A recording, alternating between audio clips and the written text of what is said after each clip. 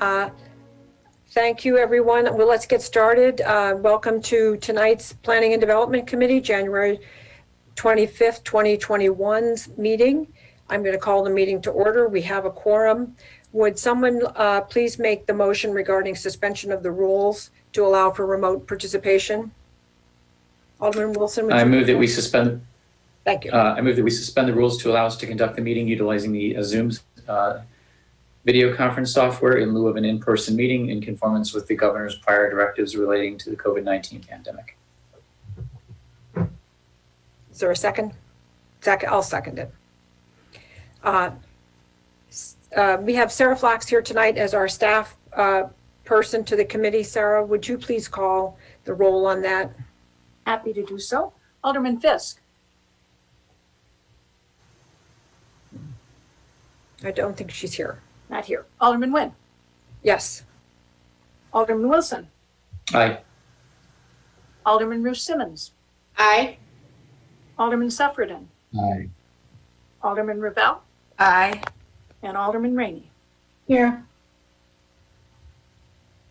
Thank you. Unanimously. All right, so first order of business is approval of the minutes of the regular Planning and Development Committee meeting of January 11th. So moved. Move approve. Second. All right. Ms. Flax, would you call the roll for that as well, please? Absolutely.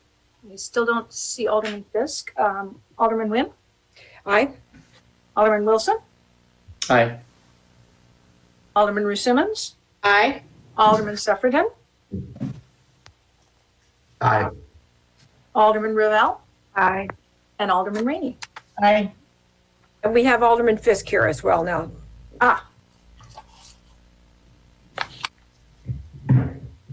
Alderman Fisk, do Yes. you want to approve the minutes? Yes. Thank you. Good. All right, so first item for consideration is ordinance P1.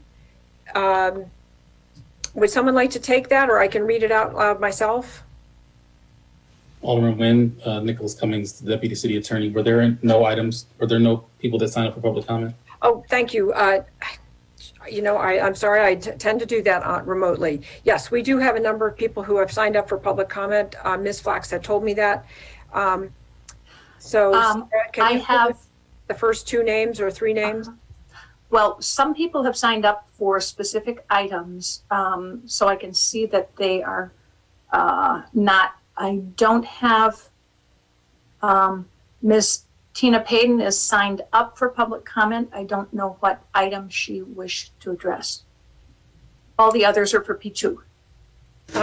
Well, you know what? In that, Ms. Payden, are you here? I see your name. Yeah, hi. Yeah, I'm want to speak on the Vogue Fabric Building. Oh, okay. Okay. So then everybody wants to speak on P2. Do you want to start public comment now, or would you like to do that right before the item? Let's do it right before the item. So let's dispose of item P1 first. I'll go ahead and read this. This is ordinance 7021, extending the time for the applicant to obtain a building permit to construct the planned development at 605 Davis, previously authorized by ordinance 49020.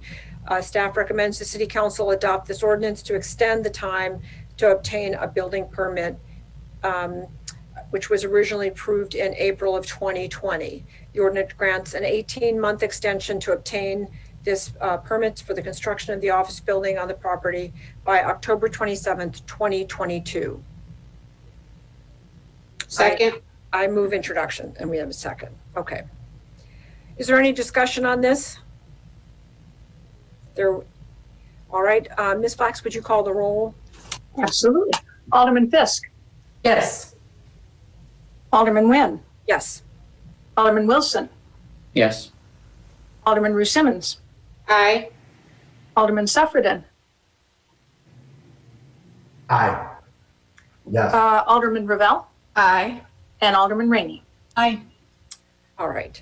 With that P1 has disposed of. So now let's go to the public comment for P2. Sure. We have Diane Goldring, Jack Crane, who has signed up for council, but I think may have meant to speak at PMD because his item is P2. Carol Jungman, Peter DeYoung, and Sean Sussman, and Tina Payton. So, All right. I think, Ms. Goldring, I think you were first. Yes, thank you. Can you hear me? Yes. yes. Okay, good. Yes, I wanted to speak on P2. And, what I want to say about this is to me, it's better than most developments because I think it's commendable that the developers are including the affordable units in the development rather than buying out. But at the same time, I think this is, a broken record that these are, again, micro units. The largest is 946 square feet, so it's really not for families. So I would ask if you are going to approve this, require for the zoning variances that you require maybe another, a different mix of units, another 2-bedroom perhaps. There's 1 2-bedroom that's included in the affordable units, and that's only 946 square feet, but another 2-bedroom, you could at least get a family, maybe a couple with a child in. And I'm also wondering, and you can address this when the developer talks, what happened to the breezeway as a public benefit? I'm sorry, couldn't quite hear you on that last one. Oh, the initial proposal, and it's gone back and forth. There was supposed to be a breezeway in between, on the eastern side of the building, just a passageway from Main Street all the way to the alley, and I didn't see it in this iteration. Okay, we'll get that item addressed. Thank you. Who's our- Jack Crane would be the next on the list. Mr. Crane, go ahead. Good evening. Thank you, Alderman Nguyen. Jack Crane. I'm a 40-year resident of Evanston. And I'm actually calling in support of the special permit city. I also am, my work is I'm Director of Lending for Community Investment Corporation, CIC. We're a leading affordable housing lender in Chicago, which also includes Evanston as well. The co-developer CityPads is a client of CIC's. I just want to say that I highly recommend their work. They've done excellent work in the Uptown neighborhood in particular, where they took on a very challenging affordable housing development. They've done numerous developments in addition to that. And CIC, who has been active in this realm of affordable housing for over 40 years, strongly supports CityPads in this project. I also want to note that the co-developer, who I do not know, Catapult Real Estate, I did see that they were the owner's rep for a very successful Southside developer, Theaster Gates. Some of you may know Theaster Gates as a world-class artist. He is also a client of ours. Catapult was a owner's rep for the Stony Island Arts Bank, which was a very challenging project in the South Shore neighborhood. And they did an outstanding job there. Perhaps most importantly, I think I calculated that I've probably done 7 million steps in that particular block of the development. So I know it well, and I've looked at the development myself, and I think it's will be a very, very good addition to that particular part of our neighborhood. Thank you. That's all I have to say. Thank you. Thank you very much. Carol Jungman is next. Hi, thank you. Appreciate taking the time here to hear our comments. So I wanted to just acknowledge that I sent a letter today on behalf of our neighbors in the Sherman Avenue area. We have specific concerns that we've been working with the developer and the Alderman Wilson to address, but we want to make sure that these things don't get lost in the shuffle of all that goes on in such projects. So while we are, I guess, willing to acquiesce the point of the loading zone and loading dock, I just want to register for me personally, because my house is right behind there, that my wish, given that this is still really just a piece of paper and not actually a building, that the loading zone, which includes the garbage pickup, it includes truck loading in and out, it includes a stairwell, that actually be located on the eastern side, not the western side, where there are already 300-year-old buildings and lots of neighbors. That would be ideal, that the loading zone and all that noise and all that smell be on the other side. The developers have say that's not possible. I think it's possible. I think that's just not what they want to do. So that said, we would like to, they talked about putting up some sort of barrier. I think a 6-foot fence is not going to help much with all of that, but maybe there can be some other arrangements made to make that barrier sound and visually, not available to us, and the noise, of course, with our backyards right there. They have relocated the pet run to the east side of the building, which is great, and that takes care of also the breezeway, which a lot of the neighborhood was against the breezeway and what could possibly happen in that kind of a small corridor. So there is this whole parking lot on the east side that can be useful for a lot of the utilities and utilitarian needs. So it would be great to use that more for these kinds of things.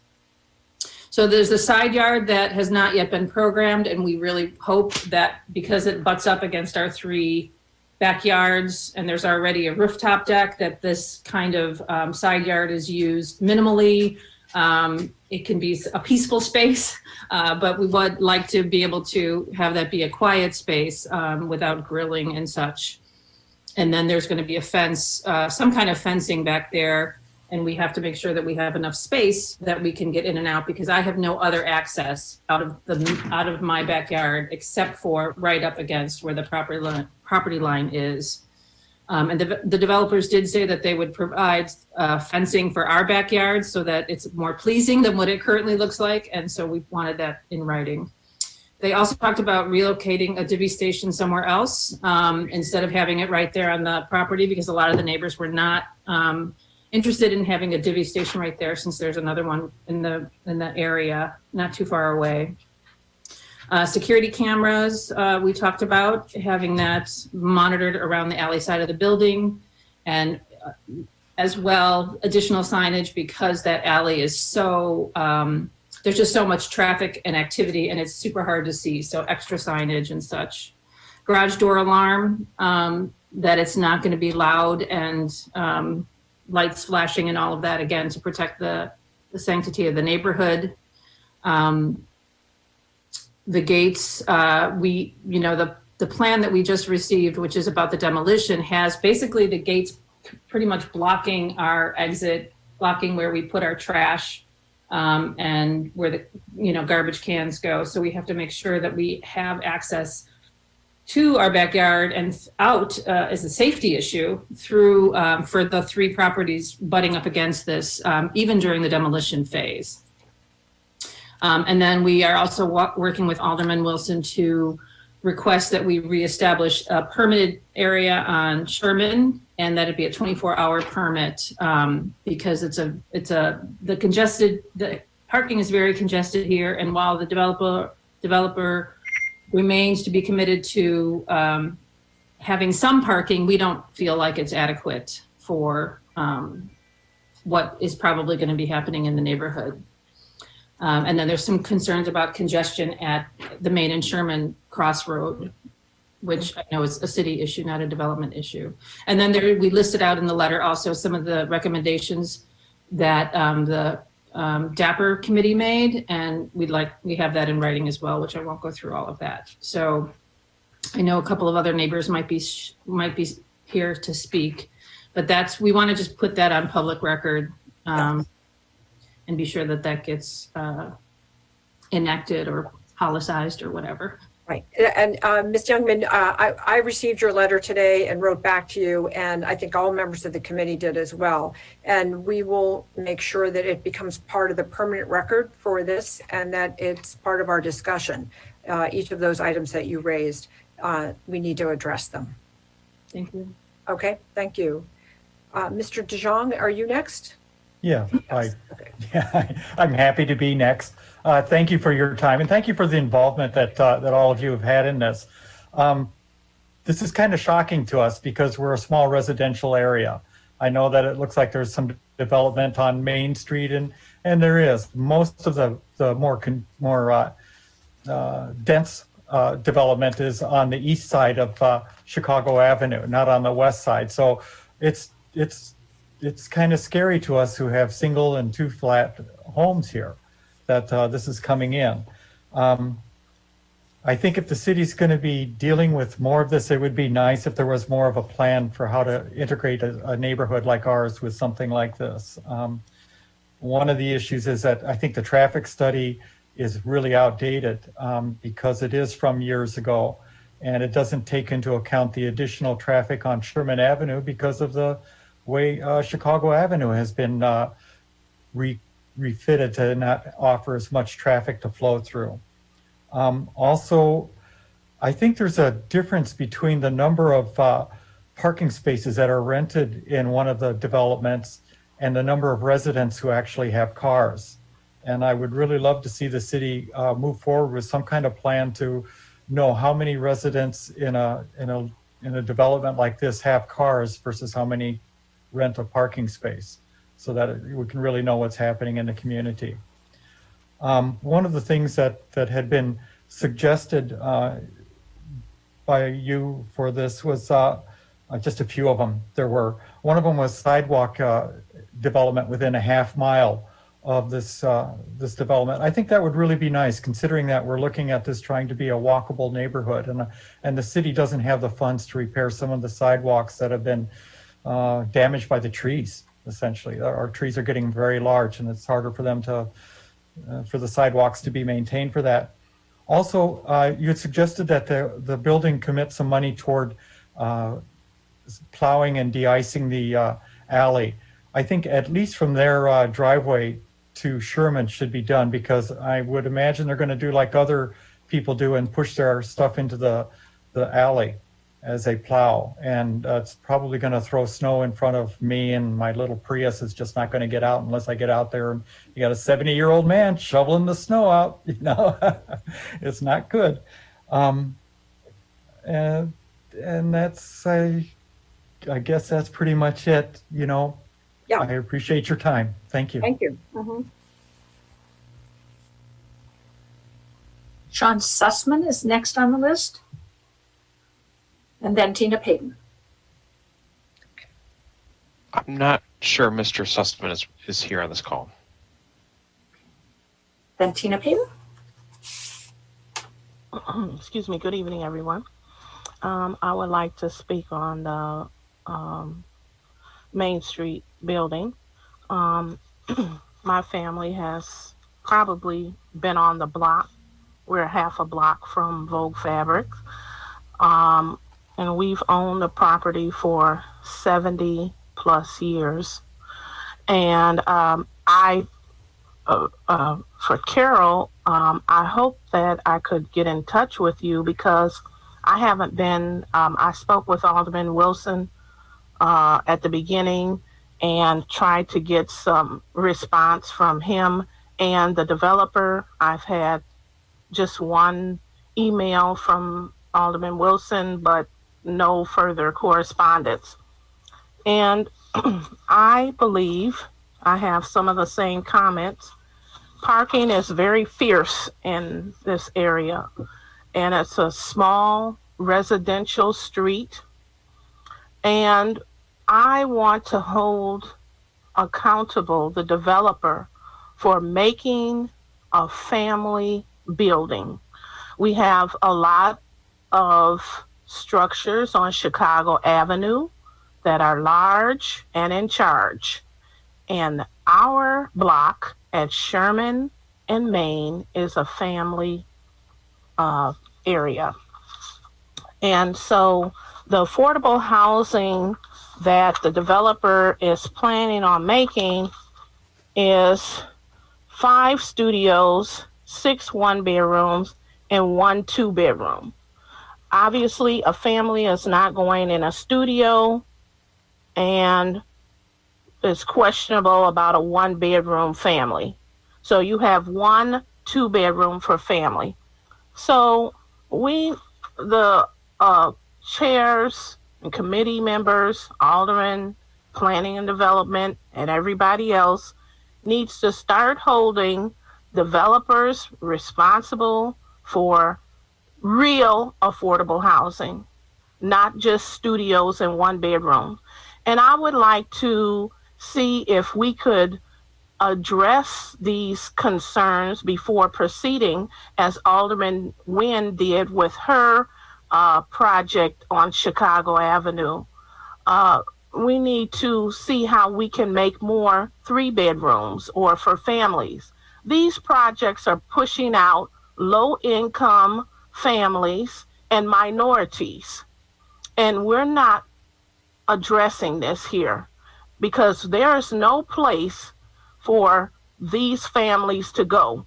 And even when you talk about connections or other agencies, they have to transport people to Arlington Heights or Riverdale or Schaumburg because you do not have affordable units for families here in Evanston. And I believe that we need to start looking at this in a real way and not just pretending that we're addressing the affordable housing issue. And I believe that this building should be lower in height. It's very dominant on the corner, and it should be lower in height, less units, address the people's concern that have lived in this area for a long time. This is a family area, and we should not be rushing through these projects without consideration for the people that have been here for a long time. Thank you, Black Lives Matter. Thank you. Ms. Flax, was that our last public speaker? Yes, okay. So now committee, I think next on the agenda is to have a short presentation from the developer, if they are here. They are. Okay. I believe anyway. Let me check. We have Paul Dinson and Charles Davidson. If you two gentlemen would like to speak and provide a presentation, that would be fine. Are they here? Yeah, Melissa Nguyen is Charles Davidson. Hi, Charles. Sarah, if you could allow me to share my screen. Yeah, this is Paul Denson. I can't start the video. Okay. Luke, is there a way that Mr. Dinson can share our screen? I have access now. There you go. Let me make sure I get that one up.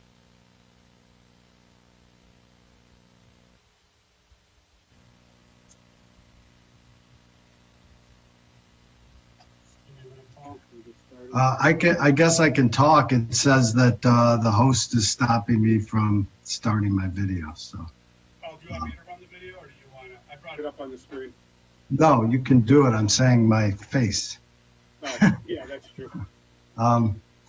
But at any rate, so is there a way for me to be present? Let's see. What is the username? Because I'm not seeing your. Paul Denson? With Catapult? Yes.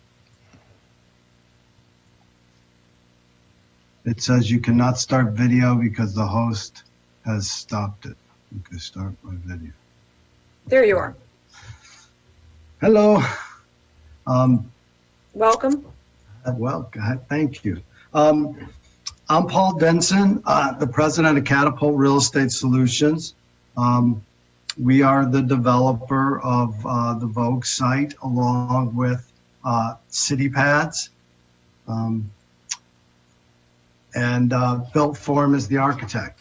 I've been developing real estate for over 20 years in Chicago, Milwaukee, and Minneapolis. What we focus on is mixed use, urban infill development, very similar to this Vogue site, all the way up to a high rise. I'm very excited about this particular development site and feel I'm uniquely qualified to be developing it. I care a lot about it because I grew up right down the street at 1202 Main Street, which is right in between Ridge and Asbury, where Ridge Court comes in. So this neighborhood is really important to me. I feel like I understand it. I went to Washington School. I went to King Lab School.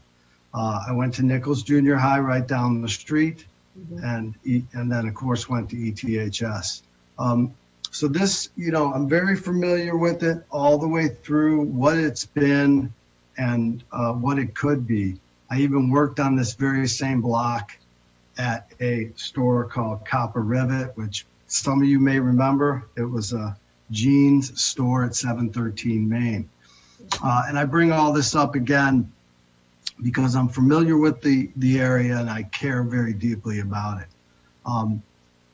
What we do, both Catapult and City Pads, is develop reasonably priced workforce housing. We are not luxury developers, but do reasonably priced housing.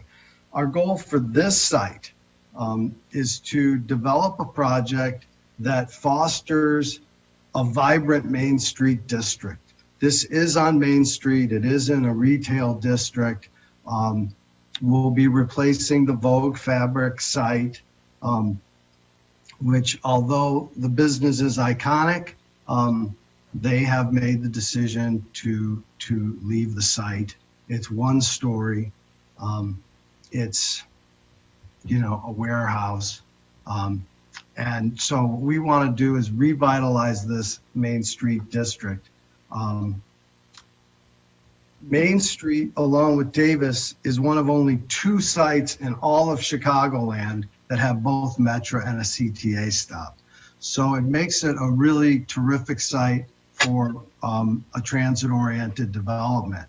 And our idea is to create a wonderful destination, a sense of place, by bookending the end of this Main Street district and providing both people and a new vibrant building, street traffic, walkability, to support the existing and future retail and restaurants there. So we believe that our development does that. As was pointed out in some of the comments, all of our affordable housing, 100%, that is 12 units, will be built on site.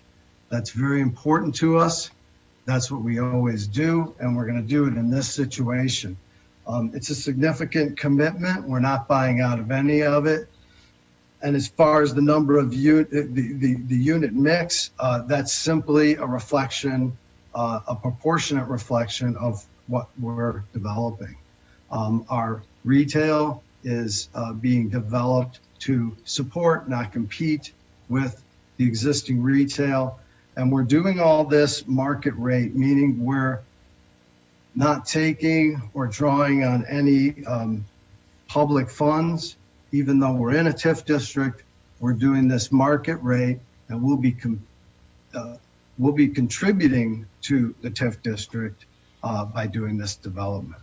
So we've responded, we've listened, and worked with the community.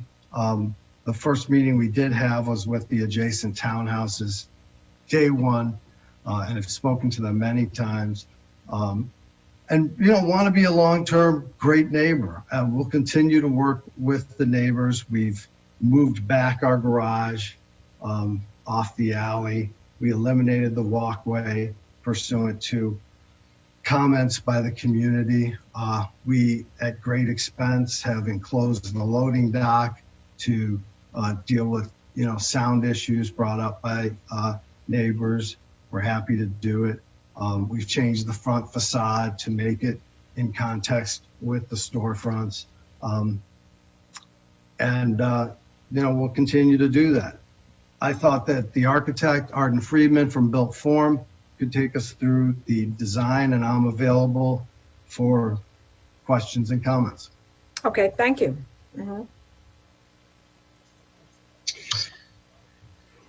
Go ahead, Arden. Yep, similar to Paul, my video's not on, so I don't know if you need that or not, but I'll get started. So the way we started this project was looking at the context of Main Street and Here you are. okay, great. Basically acknowledging the amount of variety that's on Main Street and building types, schools, apartments, retail, so on. When it came to our particular site, you sort of noticed, if you look at the I guess it's image. Anyway, you kind of notice where our existing site is with one-story building, that the corner is somewhat of a void. Next slide, please. So since the majority of our project is on Main Street, that's obviously where we put all the design energy into it. Things like using brick for the entire front facade is consistent with the rest of Main Street. Because the corner of Sherman and Main is important, we wanted to make sure that we activated that with a lot of glass and amenity space on the roof. Our main entrance is at the corner, and the Juliet balconies, which signal that, you know, this is in fact a residential building. The rest of it is really about the retail space and aligning in height with our immediate neighbor to the east. Mm-hmm. Next. Again, this is this is our ground floor plan. But again, the majority of our project is on Main Street, so we have 2 retail spaces, approximately 4,000 square feet, and then our amenities as well as the lobby are also on Main Street. Somebody had mentioned earlier the elimination of the breezeway. That was a result of security concerns. So for now, that immediate space on Main Street that's between this corner retail and our existing neighbor to the east, we're considering a restaurant alcove. So it'd be a small outdoor dining area. Mm-hmm. And then typical floor, basically all we're showing here is that we have a green roof, obviously part of our LEED certification program. Yeah, that's really about it. And this is a rendering of the roof deck. Again, a small amenity space up top. Again, taking advantage of the intersection of Sherman and Main. These are the materials. So we're using modular size brick, so that's consistent in size and material with the other buildings on Main Street. And then there was, initially we had glass guardrails on some of the Juliet balconies, but as there was a concern about bird safety raised, so we addressed that by using steel picket guardrails. Mm-hmm. Thanks, Arden. I'm going to take you through some of the site development aspects of the project and a little bit of the infrastructure. Charles Davidson, I'm with Catapult Real Estate. Mr. Davidson, we can't hear you that well. We could hear you very well at the very beginning, but not now. Melissa Wood, can you hear me better now? Not particularly. Oh, I don't know how to explain that problem. I'm going to conclude then at this point and run through the slides if you could hear that. Oh, now we can hear you. Now. Oh, you can hear me better? Thank you. So I'm going to take you through the site plan and a little bit of the site development aspects and then conclude with the schedule. What we have up on the screen now is the landscape plan. As you can see, we have on the bottom left, we have a landscape screening to our townhome neighbors to the west. That open area will be landscaped in our open courtyard area. The other aspects of the site, we have the corridor improvement projects that are being developed with Public Works for Main Street.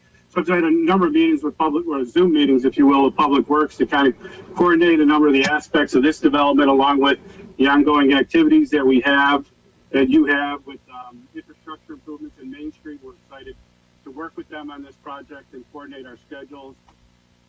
The next slide is, really just where the project all sits in. With coordinating with public staff on the Main Street Improvement Project. We've incorporated the Sherman Avenue projects. We will wrap around some of those similar details. We work with city staff on the alley, and as part of our project, we're going to help fund the replacement of the alley. This site with its current development has no real infrastructure improvements on it, having really just a combination of 3 different buildings. So we're going to be bringing the stormwater up to code, both MWRD and City of Evanston. The site's going to have 100 bike racks on site to accommodate our users. Will be LEED silver. As what Arden showed earlier, we'll have a green roof to accommodate some of our green ordinance. Our schedule for the project is we're in pre-development now and hoping that we can get into construction sometime next summer. And that concludes our slideshow, and I'll turn it back to you guys. Thank you. Okay, thank you. All right. I don't know whether, did we move and second this yet for discussion? I just realized that. Move, I guess it's introduction, it's up for introduction. Move No. Second. Okay. All right, now we're open for discussion. Alderman Wilson? Thank you. And thank you to so many people who have participated in the process, from the initial community meeting through the other follow-up meetings. I know that some of the neighbors have met with the developer a number of times, as well as comments that we've gotten. And there was some extensive participation in the Plan Commission meeting as well. So I think that it's evolved into what to me is a pretty solid project here. One of the comments that has come up a few times is the fact that this isn't family housing, and it's not family housing, and it's not purporting to be. And that does not diminish the need or the importance of family housing in our community. And I think we need to stay focused on that. But this is a building that's serving a different need in a different way. So it's not something that's designed for family housing. The parking, I think one of the neighbors had mentioned this. This is something I'm going to be hopefully bringing forward. I've talked to Alderman Fleming about it as well. But some of the neighbors do not, they don't have garages. They've got properties with no garages. So really the only place to park for them is on the street here. So I want to make sure that the parking is going to be maintained appropriately for their needs going forward. There's a little concern or a bit of concern about the placement of the divvy station. So I think that's a future conversation, but I don't think that really specifically relates to the approval of the plan development. But the developers are here. I guess if there's some follow-up questions, I appreciate this. The collaborative attitude that I've had, heard from the developer and the neighbors. That's important to me, to work together. That gets a much better product, and I think this is a position to be an asset for the immediate area. Okay. Any other questions? Discussion? Alderman Ravel? Well, I would like to say that I do think this is going to add some nice vibrancy to the west end of Main Street and really activate that corner that right now is a pretty solid brick wall from the current Vogue Fabric building. So I think it's going to be a really attractive addition to the corner. I've just finished watching the Plan Commission meeting, so I'm trying to catch up with the changes that I guess have been made in concert with the neighbors, and I really appreciate what seems to have been some really productive conversations, because I was very concerned about the breezeway that the neighbors were also concerned about. So just a question about the parking. So there is currently a residential parking district, but it is only just restricted hours, like in the morning or something. What is the current? I think that's what it is now. So they want to have it, restricted to the residents only. Right. Yeah. No. Somebody's shaking their head no. So. Okay. Is it? I thought it's just 2 hours for non-Evanston residents, something like that. No, it used to be, but it is no longer. Now it's only residents only from 7 to 9. So we get a lot of people who park there to go to the Metro and the L. Right. These That's people. Yeah, that's what Alderman Ravel said. So that's what it is now. Right. And I was just expressing that I do want to change it to parking for the residents only. So, yeah. Okay. Yeah, no, I think it's important to do that, not only to address the concerns about the fact that the building's only going to provide 47 spaces instead of the however many the zoning requires, but also be very tempting for residents to just park on the street if they if they didn't want to pay the fee, the park to be able to park in the building. So I think we do want to help the neighbors that way. And I guess, so how are we going to address all the different points that are in the memo that we all received just earlier today from the neighbors, listing, I guess, some additional conditions they'd like us to include? How, I don't know, Chairman Nguyen, do you have a thought about that? Well, I think that they should be part of the discussion between now and the next meeting. I can't pull that up right now, but it was, there were a number of points there. I think that have been discussed tonight. For instance, making sure that the loading zone is enclosed. So that should be part of the ordinance when it comes back to us. I think there were some issues regarding a wall, making sure that, I think there should be a description of the type of the wall that's there and that should be included in there. And any of the other issues that were raised in that memo. Alderman Wilson, I know did you see that email?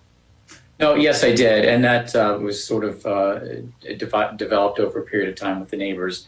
And I actually suggested that they go ahead and get that reduced to writing so that it was, there was 100% clarity on what the expectations were, which I appreciate them doing. Yes, I think that it was helpful. And I think I'm assuming, are these things that have already been, it sounds like these are things that have already been discussed with the developers. Is that right? I'm filling in and not sure if staff has been involved in getting them to the developer, but I will make sure that they do get there if they haven't. I think, Paul, you can probably answer it. So We've had numerous discussions with the neighbors on these points. We've resolved many of them already and are happy to keep working on them, to nail them down. In closing, the loading dock is a major move. We also, as I said, moved, took the garage off the alley and moved that in. So yeah, we'll continue to work with them. Most of these items that were listed in there, many of them are already resolved, it seemed like, but absolutely willing to finish it off. Yeah. Well, I speaking as the third ward alderman who is just across the railroad tracks and has dealt with a number of infill development that's immediately adjacent to residential, I understand the concerns of the residences.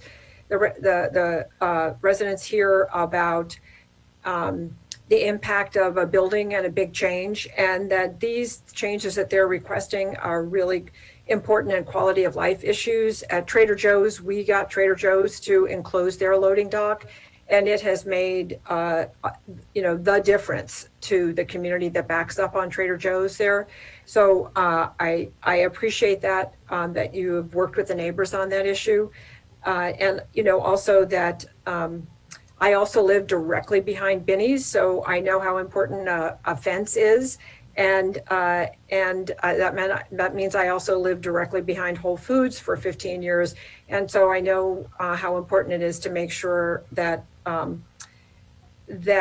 garbage disposal is taken care of as was originally agreed, and that there be something written in a document so that going forward, people can refer back to it and understand the original agreement. So I appreciate the neighbors bringing these issues forth and requesting that they be commemorated in an official document. I think that makes it better for everyone in the end. And it sounds like you all have worked very well together on this. I mean, going back to just the building itself, I think even though I was a Vogue shopper over the years, I think that this is a very good development for this corner. And it will bring life and density, the right amount of density here. I like the variation in the architecture, and that the retail spaces are on the smaller side, which will bring in new retail on the block, which is good. My understanding is that the rental for the retail is a little bit lower than what's in the neighborhood. Is that correct? That's our plan on the price per square foot. I think keep it that's small. I think that's a great idea, because that allows us to bring in to the main Dempster Mile some newer businesses that allows them to make the jump into bricks and mortar and then kind of nurture their business. Your neighbor directly across the street at Squeeze Box, Tim Peterson, started off in a very tiny space on Chicago Avenue, not far from where I live. And now he's expanded to that other space. And the reason why Squeezebox was able to start that way was because he started in a very small retail place where he could establish himself. So I think those two retail spaces look great. I think it's wonderful that you're working with, of course, our Public Works Department on this is going to be a big change to have the Main Street renovation project. It's bad, the area badly needs it. And Alderman Wilson and I have been on the advisory committee for that for several years, and we're really looking forward to the changes that's going to bring in. So I think this development looks good. The only point I had questions about is, I understand there is private parking available nearby if someone wanted to go into the private market and do that. I do think it's critical to marketing this building that, as you're saying, that you are aiming this at a particular type of tenant, to make sure that that tenant knows that there is limited parking. And actually, by renting from you, they're not having to pay for built-in parking that they may not use. Yeah, the availability of parking is essential for our lease up. We feel there'll be enough, and we've agreed to prohibit street parking, permit parking to anyone that leases in the building. So we're really confident, in the parking situation. And if there is some kind of overload, we're gonna have to provide an option for them in order to keep it leased up, because they're going to be prevented from the permits. So, yeah, okay. And you may get people who don't have a car and don't want the expense, and so this is an ideal building for them. Yeah, good work, because it's a la carte. Yeah, okay. Is there any other comment from other members of the committee? Alderman Fisk? Thanks, Alderman Nguyen. I just wanted to find out from Alderman Wilson, there is going to be a construction management plan that accompanies this. It's real important, and that will give the neighbors some assurance that there will be flagmen on site, for example, when you're doing demolition or construction, just to, again, support the use of the alley and make sure that the alley remains open. And I think that's really helpful. That was the other point I wanted to ask about, is the concrete panels that you have on the top floor. Are those solid color, or are they? What's your intention of just leaving them a natural color concrete, or is there a color? They would be either a pre-finished or field painted fiber cement, solid color. Okay, I'm sorry. Now you're talking because is there a difference between applying a color and solid color? I think of solid color as color going all the way through that doesn't need basic maintenance. I guess that would be my concern about the difference between applying paint and a solid color. Sure. Honestly, we don't know at this time, but okay. I think you're referring to through color. Yeah, I don't know at this time, but Okay. they'll be painted. Okay. Okay, Alderman Wilson? One more quick thing, and Alderman Fisk, thank you for that, and it is important. I think we've shared a first draft of this staging outline, so that can get that conversation already going and get some input on that on the front end. In addition, one thing I didn't mention, but it got mentioned in comment, and I've also heard it a couple of times over the past months as we've talked about the building. The building is being built on it's replacing a commercial property. So this is not replacing family housing, and no one's being displaced with this building. And just generally speaking, that's something important to me. So if a building were to be displacing existing residents or existing housing, I would look at that a lot differently. And but that's not the case here. So this isn't displacing anyone, and it's not forcing anybody out of the neighborhood. So thank you for the input and comments. Okay. Any other comments from the committee before we vote? I see no others. Ms. Flax, will you call the roll? Absolutely. Alderman Fisk. Aye. Alderman Nguyen. Aye. Alderman Wilson. Aye. Alderman Rue Simmons. Aye. Alderman Suffredin. Aye. Alderman Ravel. Aye. And Alderman Rainey.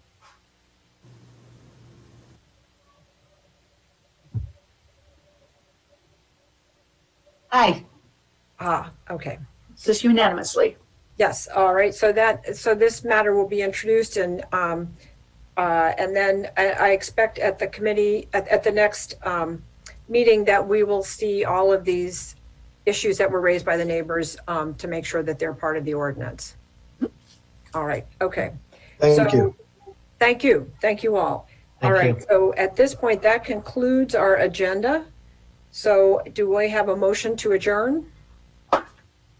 So moved. Second. All right, all in favor, say aye. Aye. Aye. And let's say that the council will start at 6:54 right now. The council will start at 7:05. Thank you. All right, thank you all. Thank you, Ms. Flax. Welcome. Thank you.